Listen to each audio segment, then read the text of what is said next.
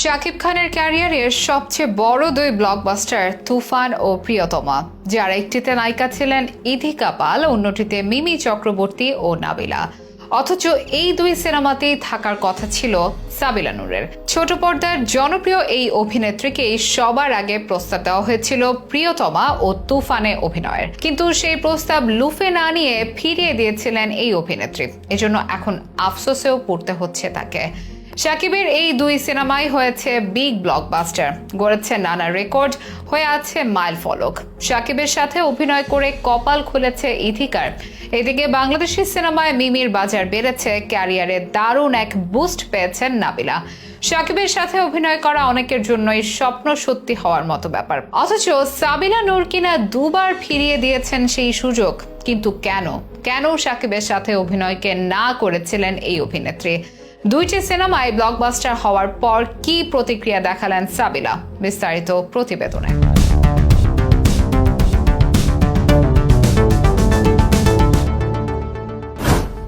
এখনো তুফান তাণ্ডব চলছে সারা দেশে। শাকিব খানের এই ঈদে সিনেমায় মেতে আছে সিনেমা প্রেমীরা। নির্মাতা রায়হান রাফির সাথে এই সিনেমা দিয়ে দেশের সিনেমা ব্যবসায় নতুন দিগন্ত উন্মোচন করেছেন সুপারস্টার শাকিব খান। টেকনাফ থেকে তেতুলিয়া পর্যন্ত নানা সিনেমা হলে তুফান দাপট দেখাচ্ছে, ভেঙে চলেছে একের পর এক রেকর্ড। প্রশংসা ভাসছেন তুফানের দুই নায়িকা মিমি ও নাবিলা। এদিকে গত বছর ঈদে মুক্তিপ্রাপ্ত শাকিবের প্রিয়তমার ক্ষেত্রে দেখা গিয়েছিল একই চিত্র।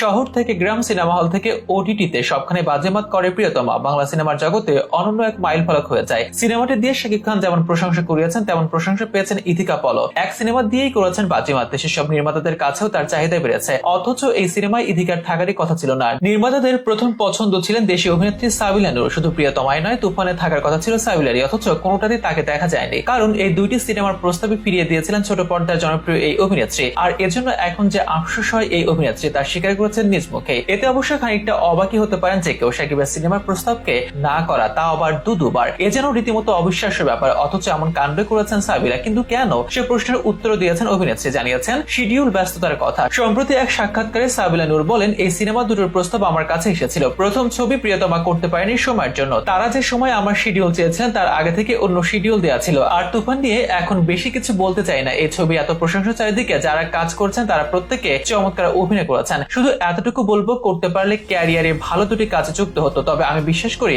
ভবিষ্যতে এর চেয়েও ভালো কাজ করতে পারবো। তিনি যে আফসোস করেন সিনেমা দুটো না করার জন্য, সেটিও জানিয়েছেন এই সাক্ষাৎকারে। বলেছেন, ছবি দুটি না করা ছিল আমার জন্য অনেক বড় বোকামি। প্রিয়তমা সুপার ডুপার হিট হয়েছে, আর তুফান তো এখন চারিদিকে ঝড় তুলেছে। রায়হান রাফির কাজ সবসময় আলাদা ডাইমেনশন থাকে। তার চেয়ে বড় কথা, আমাদের দেশের সুপারস্টার শাকিব খানের সঙ্গে কাজের সুযোগ হাতছাড়া হয়েছে। সাবিলা নূর অবশ্য ব্যস্ততম অভিনেত্রী বটে। নাটক তো আছে, সাথে আবার ওয়েব সিরিজ। তাকে সবশেষ দেখা গেছে ওয়েব সিরিজ গোলাম মামুনে। শিহাব শাহিন পরিচালনায়। এতে তিনি অভিনয় করেছেন একজন পুলিশ কর্মকর্তা চরিত্রে, যা দর্শক মহলে বেশ প্রশংসিত হয়েছে।